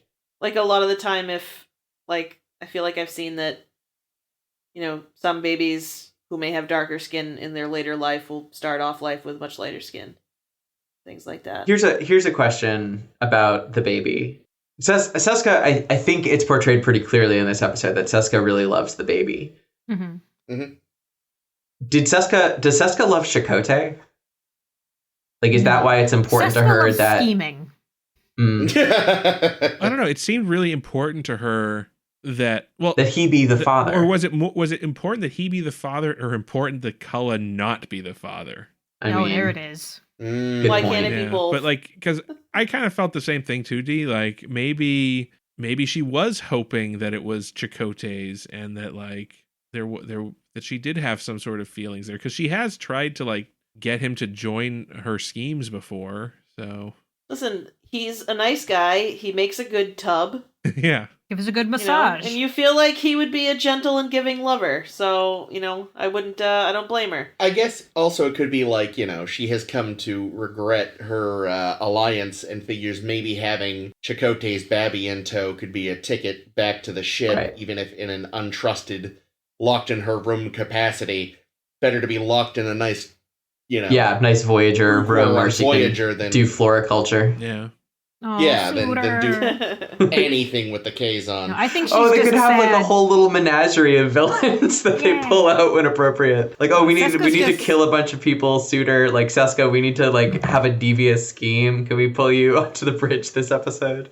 There it is. I think she's also just sad that she failed at impregnating herself. Yeah. She's like, what did I do wrong? And then also, what did I do wrong with my Kazon birth control? Yeah. Oh Like, no. both, sadly. So, Jake, you kind of got to this in the intro, but the Voyager went down a little too easy. Yeah. They folded like a deck of cards. Yeah, like, they have put Star Trek crews in more desperate situations and written them out of it. Like, it feels like the writers just couldn't be asked to come up with a more desperate scenario and just went, No, this is what I foresaw when they didn't do anything to help Tuvix. Yeah. Yeah? This is, if you stand for nothing, you'll fall for anything, bitches! Good line.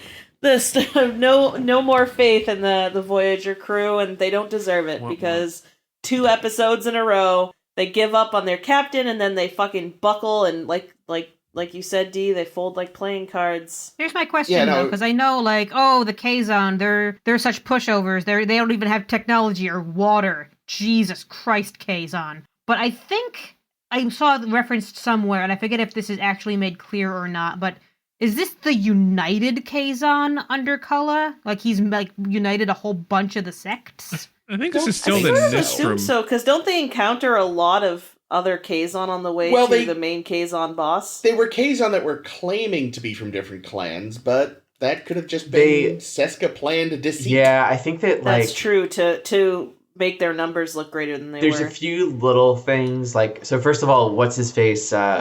Tierna says specifically, like, I'm not going to help you go into the Nistrum, which implies it's their territory. And then there's also this whole thing where he's like, oh, there's all these independent Kazon that we can't control that all coincidentally attack on an identical spot on your hull. Well, Tierna's also lying. Yeah. Oh yeah, no, That's- exactly. yeah, So I think it is my instinct is that it's all the Nistrum, and it's just like Seska has finally figured out the plan that will truly undo that simpleton Janeway forever. This is the speech I see her making in her mirror at home. Yeah. I like some of the techniques that we used against the Kazon, though. The Yeah, whole, that was like, fun stuff. What were they doing? Were they just making a haunted mansion around Yeah. Yes. the Enterprise, the Voyager? Yeah, they had like Which sounded... there's like a Pepper's Ghost illusion with chips or something. Because It was Yeah, like at first... two levels. There was like the Harry did so there first they there's a fleet of 8 ships that they find, and Harry does a thing where it looks like there's a bunch of Talaxian ships like on an intercept course. So then some of the there's, ships like, go after sensor like echoes. the ghost Talaxians. But then they've also put, this is the Doctor's contribution, he's helping. Mm-hmm. They put like holographic ships around Voyager that look like Talaxian, and it splits up the phaser fire. But they when they were explaining it, they're like, we'll put hollow emitters on the hull, and then we'll also use parabolic mirrors. Yeah, you know. Yeah, which was parabolic. weird. Just parabolic. You know, just use some mirrors. I'm surprised the deflector wasn't involved in this plot. Well, that was how Harry I did know his that's bit. true. Yeah, that's true. That's the true. deflector was occupied.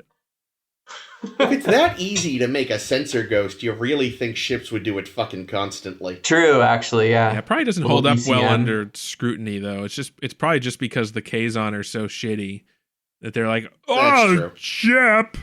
Shoot that So what's more one! embarrassing? Shoot the Get doctor your in shit- space! Yeah, that was silly. Oh, God, that was stupid. joke. If you're up against the Sounds awful. Romulans, they'd just be like, why are they doing weird censor games? Like, do they think that we didn't go to the Romulan Academy?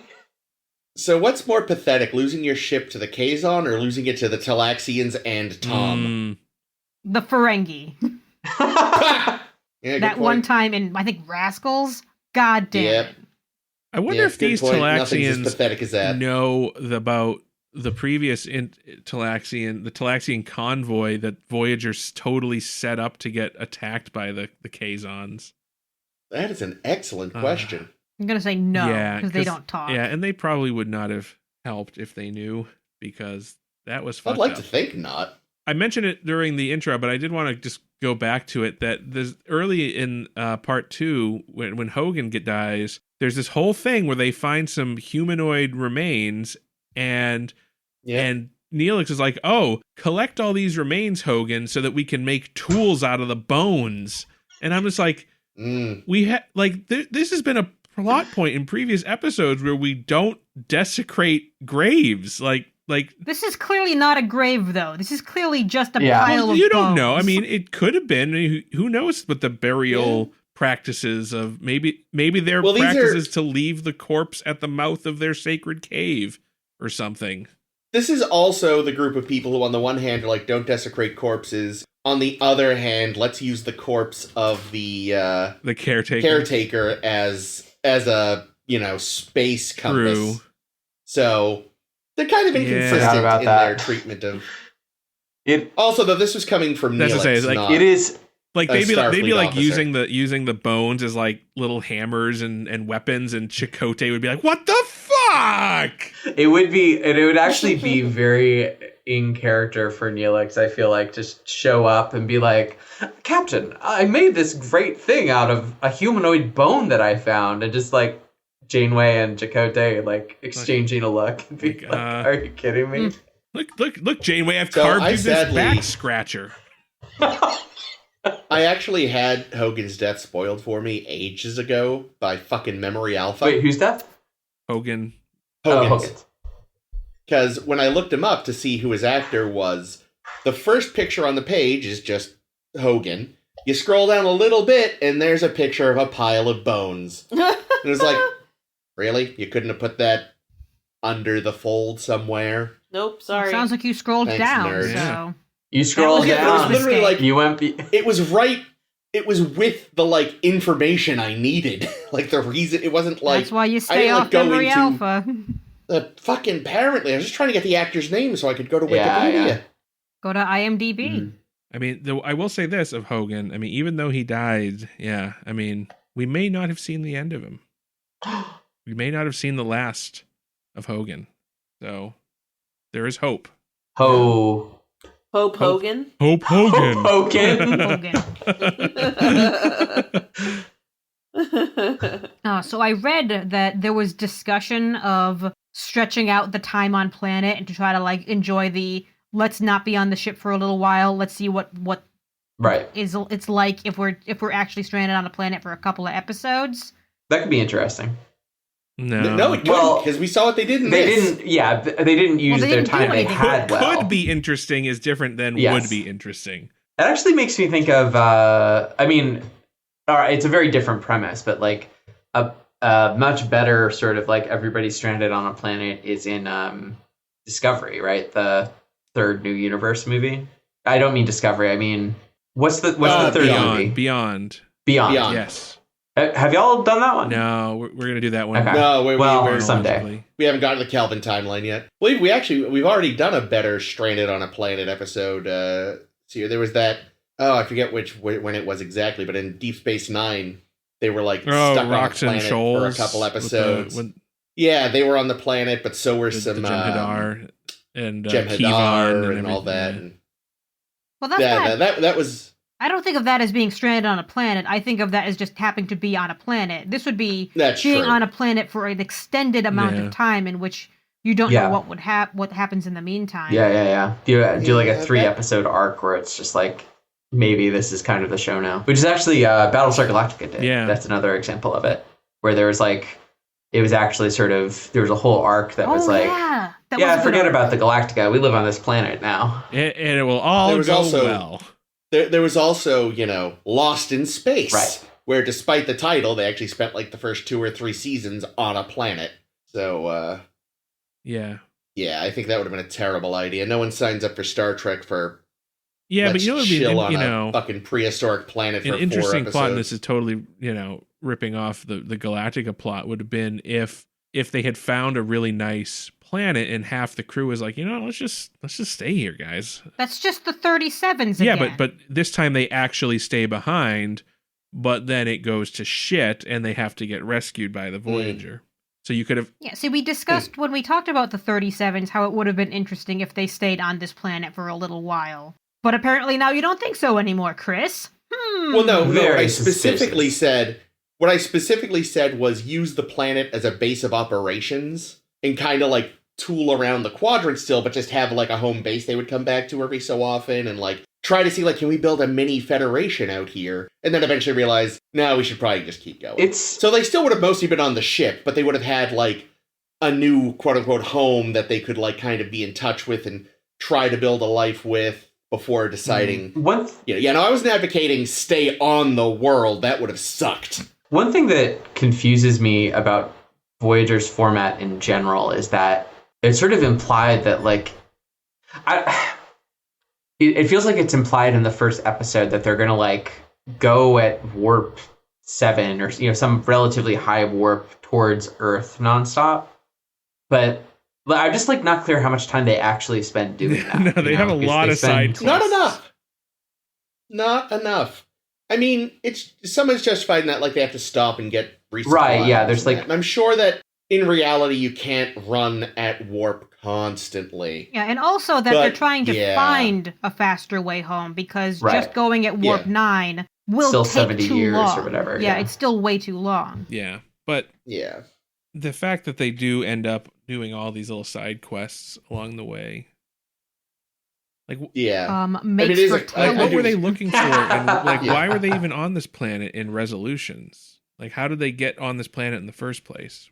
They were hoping that the mosquitoes. Yeah, they were hoping the mosquitoes would bring them home faster. Right. Yeah. They were probably looking for more vegetables or something. Damn it, Neelix. When in doubt, vegetables. It's always vegetables. How are their replicators doing at this point in the series? It hasn't come up much lately. Yeah, it has been plot relevant, so they've been fine. I mean, clearly they've stopped at some points this season to get food, so... Yeah, well, it was implied... There was a few episodes earlier, it's like, oh, we don't have the resources to use the replicators all the time, so it has to be rationed. And then they had a couple of plots around, like, getting resources for food and doing the hydroponics. But now it just hasn't come up. We have to ration the replicators, but we can run the Sandrines program 24/7. I've read somewhere that they say that that's on a different type of energy. ? So they've written their way out of that. Yeah. Bullshit. I do like... it's DC, not AC. I do like that the doctor was like, can I retake the ship with the staff of Sandrines? That was a good one. Should I summon up a hologram of Che Guevara? It's very funny. Yeah. That was funny. Yeah, the other things we should be keeping track of, because I know back in the Cloud, they established that the Voyager had 38 photon torpedoes that cannot be replenished. So after this episode, the internet tells me we are technically down to 21. Yikes. So keep track of that. And also, I don't even know how many shuttle pods we have, because we keep throwing... We were going to leave one with Chakotay and Janeway on planet. Paris has destroyed several. Well, this one he didn't destroy. Yeah, I'm pretty... This one came back. Brought it back safe and sound. Right at where I'm pretty sure... fixed.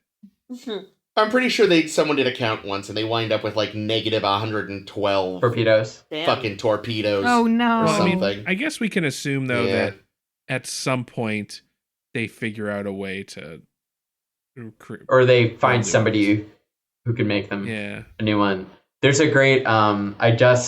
Because I was in a Star Trek mood because I was watching some Voyager. I watched. I never really. I don't know why this happened when I was young, but I watched Voyager, but not Deep Space Nine. Oh wow! Yeah, I don't know. It was probably some coincidence of like the year. I know, it's yeah. My fave. Like, and I've never gone back and watched it all. And whenever I see like a little bit of it, I'm always like, this is really good. But I just rewatched the first episode, which I had seen before, and I like one of my favorite scenes I think in all of Star Trek is Kira just being like, fire 6 torpedoes across their bow, and O'Brien's like, we have 6 torpedoes exactly, and she's like, well, we're not going to win with torpedoes. She's just Kira's so cool. I love her. Well, you should definitely make it a point to watch all of Deep Space Nine then, because she's amazing. Yeah. I actually just started rewatching it because it's my favorite. Like, we just finished it, and I was like, oh my god, I need to watch it again immediately. Well, I was thinking about, like, as I was watching these episodes, I was like, thinking about like my Star Trek faves, and it's all like, it's very predictable, right? It's like Yar, Ro. As soon as I saw Kira, I was like, Kira on the list. Good choice. And then here I'm kind of like, B'Elanna? No, it's not B'Elanna. It's Janeway, basically. Like with a little bit more of an asterisk than the others. Well, it's because she's like, sort of the best choice out of a bunch of like okay choices. Yeah. Like, I really want to like Janeway. Like, I want to love Janeway because she's our first lady captain, and I want to be, like, behind her, like, 110%. Like, Mulgrew is actually, she's very compelling. Like, she's so charismatic. Like, you can't take your eyes off of her. Definitely. But, like, there is something about the character that, having watched, like, I don't know, I watched, like, 5 or 6 episodes to prep for this, and it's like, I didn't feel like I had like a handle on the character, right? Like Picard and Kirk are both characters, and Sisko too. The very, like, having just watched the first episode of DS9, you're like, very quickly, like, I get who this guy is. But Janeway, I don't quite have the same feeling. I never got who Seska was. Well, it might get more complicated if I watch more episodes.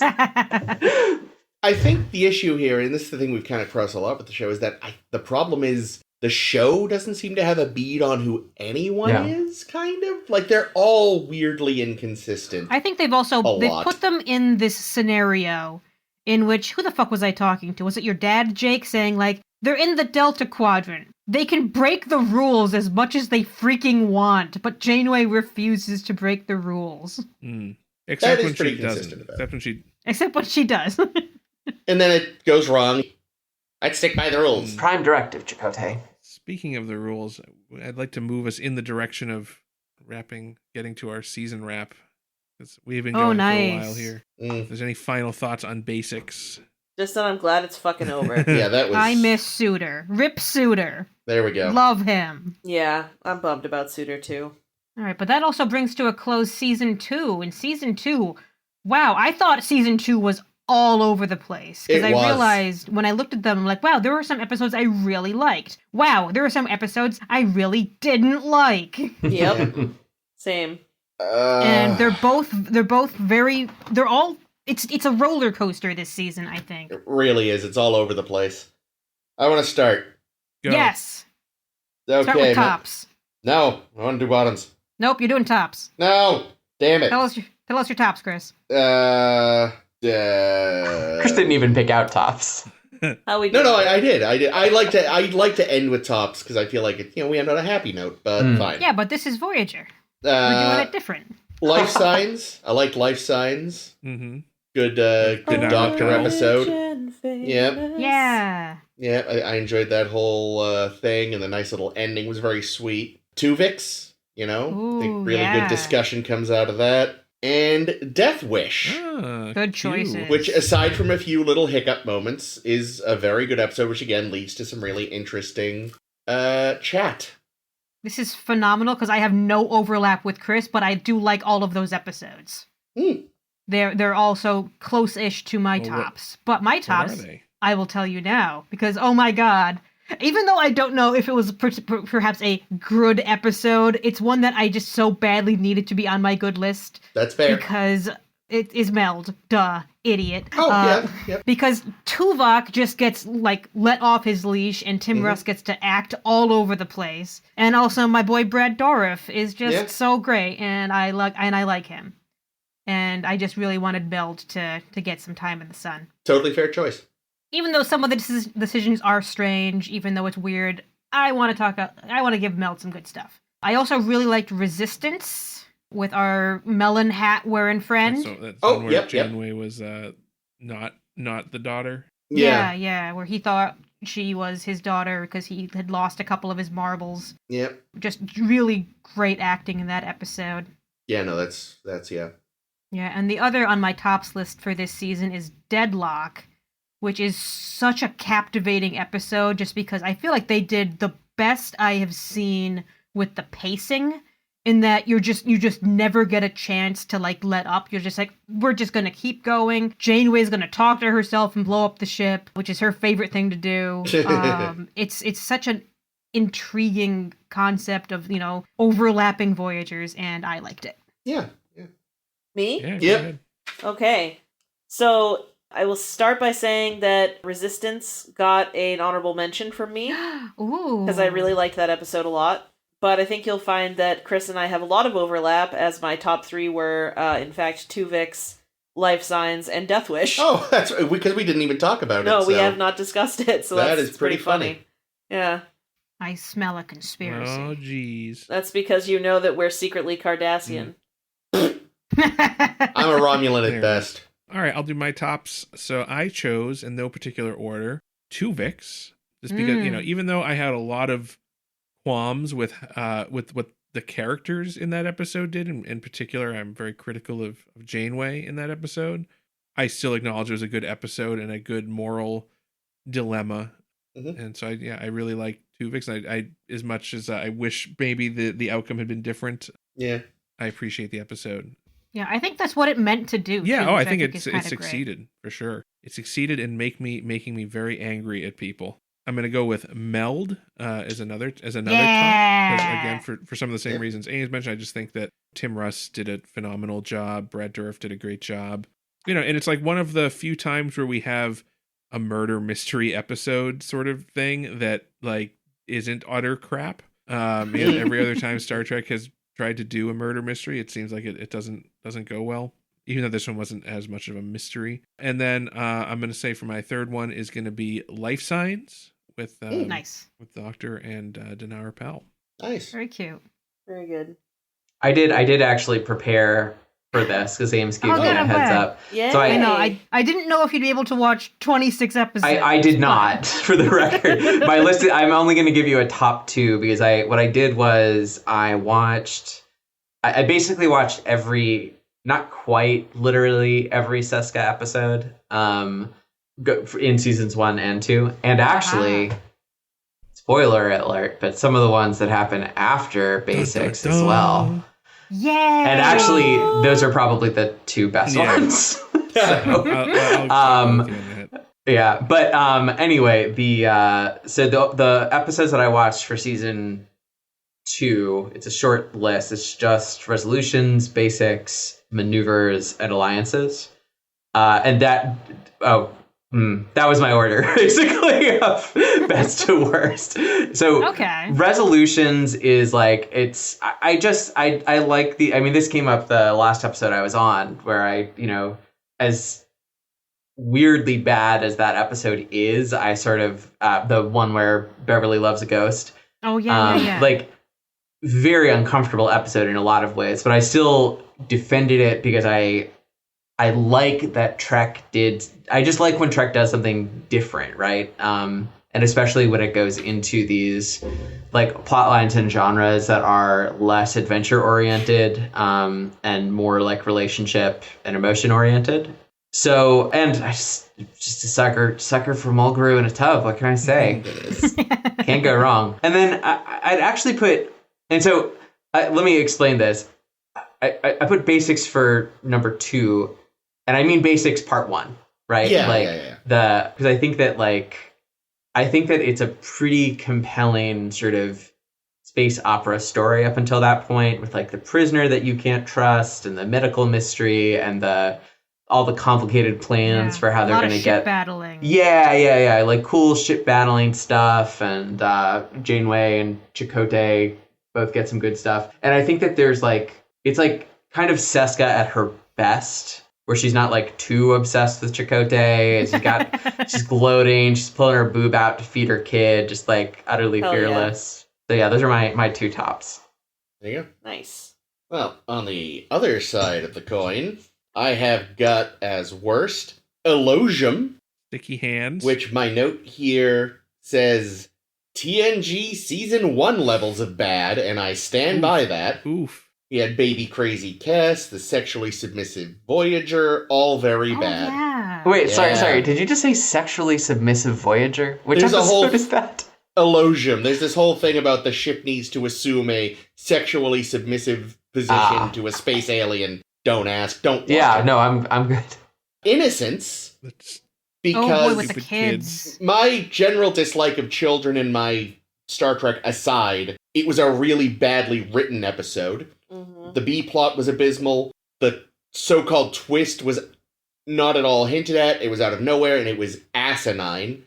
Fuck that episode. And Tattoo. Shocking. Tattoo, because again, like horrible space racism, but also just badly written in general. Like, we don't actually see the climax of the episode. We are told it. So stupid. Yeah, that one's unfortunate. Yep.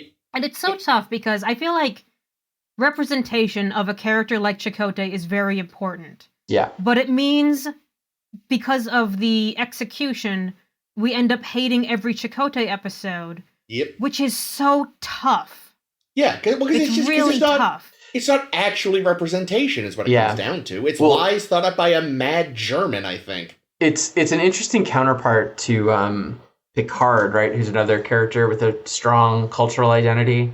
Because I actually love all of the episodes that engage with Picard's French heritage, with that Yeah. engage with Picard's French heritage. Like when he goes to see his brother in the vineyard, or like at the end of the series where you see him in the future tending a vineyard. Like it's very like basically the writers of TNG were able to sort of portray something that was, I mean, they don't go deeply into it at all, but that is sort of like, I mean, it's even like it's even a little stereotypical, but it's still like they make it vivid, like they, it seems engaging and it seems compelling, right? Like a lot of the themes of those episodes are about like how Picard kind of feels drawn, like he wants to go into the French countryside and grow grapes and kind of connect with that heritage, but instead he's off being a Starfleet officer, which is mostly what he wants most of the time. But yeah, like it's interesting stuff, but it just,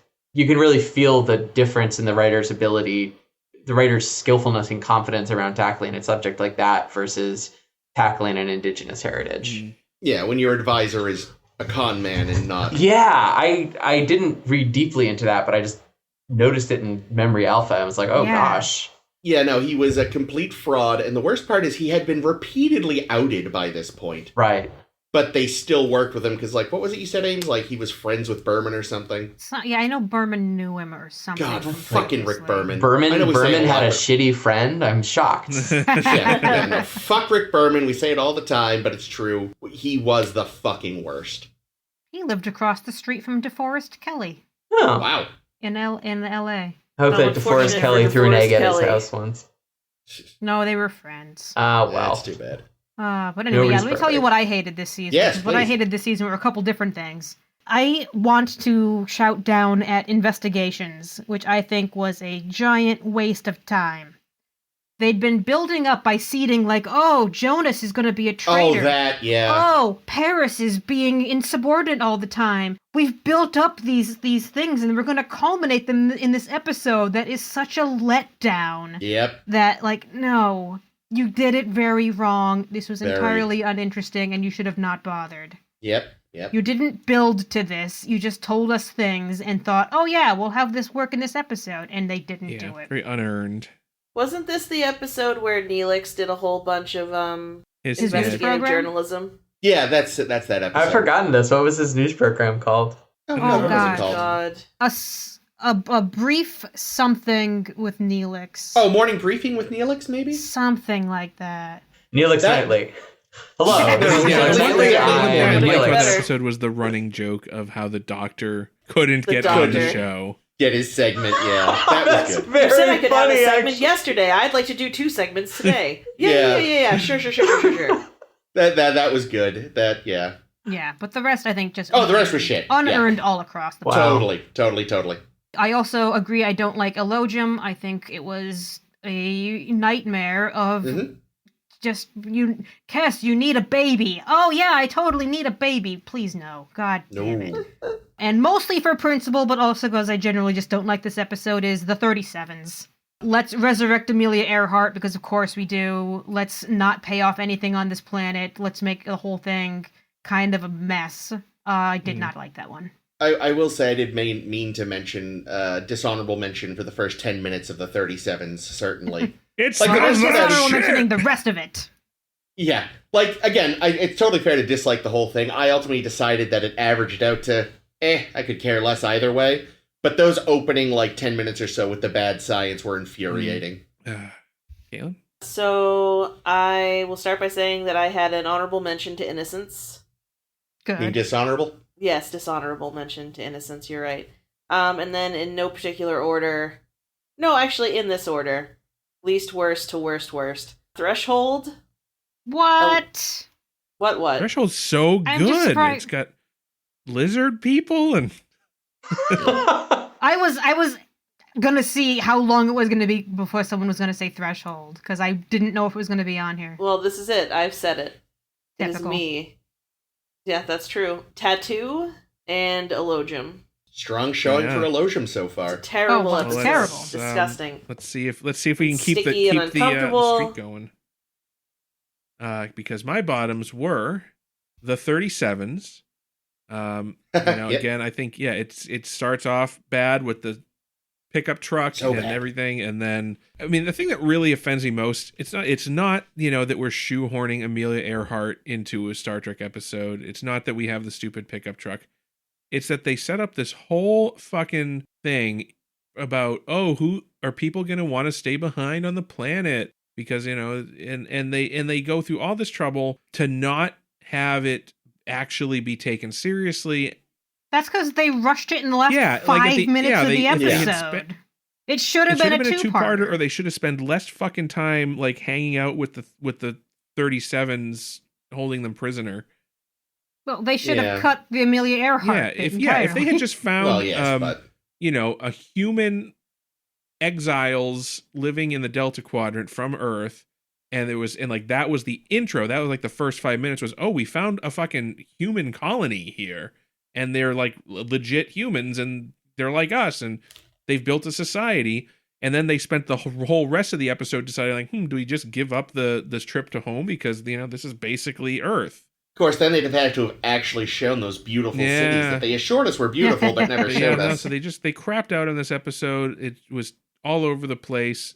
It really ended up feeling like, oh no, we just want to have an Amelia Earhart episode, and like if they didn't have the cojones to go out and properly do an Amelia Earhart thing. If what they should have done if they were going to have Amelia Earhart was actually have Amelia Earhart join the crew and then had her as like a recurring character, like a suitor, or she could be friends with Suitor. Just like, maybe there's a whole subplot where like Tom is teaching her like how to be a pilot, and maybe there's a B plot where like she has to rescue Tom and do some fancy flying maneuvers. And eventually she vaporizes Tom and becomes the pilot. Yeah. No, I don't know. I think having Amelia Earhart on for one episode is a stupid gimmick. Yeah. I think they could have done better, or just not had an Amelia Earhart plot at all, which would have probably been best. Anyway, that's on there. Next up, Innocence, again, for the same things that were already mentioned. The children were terrible. The Awful. whole mystery and the way that the bozos that were like, oh, you can't go to our sacred planet. And then the twist ruined an already bad thing. Yep. And then my last and least is going to be Elogium. Surprising. I already wrote it down. Absolutely no one. Yeah, Kess's sticky hands, and it was uncomfortable. There's like from a body horror perspective, and and then also like the whole baby, and then the obviously kind of recycling plot from Galaxy's Child. See, what's great, D, is since you didn't see the episode, just watching your new reaction of horror every time a new detail about this drops. Like, every time one of us has brought up some other element of it that you're just like... Everybody adds one new thing in, which is their least favorite thing, and each time I'm like, huh? Don't forget, the baby grows out of a hump in the back. Yeah. That's right! Oh, I forgot about that. Yeah, don't watch the episode. Just read the Memory Alpha description if you really want to know what the hell is going on. Bad. It's a bad show. I have to say, like, I think my most vivid memories of Voyager are from later seasons, and where like Kes is... Spoiler alert, Kes is no longer on the show. And, like, it's striking. And, I know I only watch certain episodes, but, like, I was just sort of, like, I forgot she was on the show, right? Like, there was, like, a moment in... a ton. She gets kidnapped in Basics, and I was like, oh, Kes, Kes. Like, this is the first thing she's done. Well, the writers do her dirty on so many occasions. Yeah, and seems like she's a perpetual damsel when she does come up. There's a few instances where she's phenomenal. Like, and Jennifer Lean's a really talented actor. When they let her do something interesting, but yeah. So my bottom two, like, they're not on anybody's list, and they're just of the ones I watched. I don't think that either of them is a terrible episode, but I keep going back and forth here because the way I ordered them was Maneuvers and then Alliances, and I really think Alliances is a better episode overall. But Maneuvers, I really like Chakotay being interrogated and just kind of we like that too. Just being like, He's so good. He's just like, yeah, Seska's pretty hot, huh, Maj? Keller's like, Does she do fuck that off. thing with her tongue for you too? Yeah. Yeah, it's just good Seska. I don't know whether to mark it. I mean, realistically, I have to mark it way down, but like some points for the sheer audacity of introducing the baby plot that way. It's like last 30 seconds of the episode, Seska's like, By the way, Chakotay, I like to, and it's also like, I got I cut took a some of your turkey hair baster and went follicles crazy. and made a baby from it. It's like, okay, Seska, like, that's just, I think it's a great moment. I love Seska for her, like I think in both, especially Maneuvers, which is one reason I liked it. This is also the stuff I liked about Maneuvers, right? Where they're just like, so somebody has predicted our every move and it's just countered them before they happened. Seska, it's like she's the only one smart enough to do that, and she does the same thing in Basics. And She is the best villain Voyager has had so far. Really good, and like I love all of that stuff. And there's something like, it's right on the line between, I mean, I think it just doesn't work in the episode. It's just like, what? But there's something so mustache twirly about, I just wanted to let you know I stole your genetic material to make a baby. That it's just like, it's almost like she was just like, how do I become truly my best villain? Yeah, she possibly out Cardassian to every other Cardassian. Yeah, and at least she is just. I'm just gonna say as a soupçon for later, like she comes back in 2 other episodes, which you're like, how could that happen? But it does happen, and in both of them, she's just continues to do the same thing, just to be like smarter than everybody else, like predict everything that they're going to do because she's smarter than they are, and I just love her. I love her. So I think it was a good call. It was a good call asking Ames to show up on a Seska episode. Fair. Yeah. We'll see when we see her again in the future, because I don't remember how far out that is, so I'll have to take a look. But I am thoroughly like captivated to like see Seska again. So I guess that's that. Hot dog. Well, Congrats on closing out season 2. Another season of Star Trek. Woo! Another I know. season closer to Enterprise. yikes. We have more Star Trek that we're covering next week as well, as we dive fully into season 3 of Voyager. The episodes we're going to be talking about, these are going to be fun. Fun week next week. We're talking about Flashback and The Shoot. So definitely join us next week for those episodes. Yeah, join us next week for those. Listen to all the other ones we've talked about. Check out all our previous Seska episodes. See what we thought about her. Mostly, wow, she's so scheming. You can find all of those on SoundCloud or, wherever the hell it is you listen to podcasts. Anywhere is the limit. You can also friend us on the Facebook. You can friend us on the Twitter. You can check out our tops and bottoms, which are going to be laid out on our Tumblr page with a whole lot of other great blog posts that I've been putting together. People really, really seem to love the Com Badge blog post, which blows my mind a little bit. So yeah, check that out. Give us likes, give us reshares, all that good stuff. Yeah, and then come back next week for us next week. Think that's it. That should be all of everything. This has been Ames. This has been This has Caitlin. been Jake. This has been Chris. This has been D. It's good to be back, and we'll always have Paris listeners. Ew.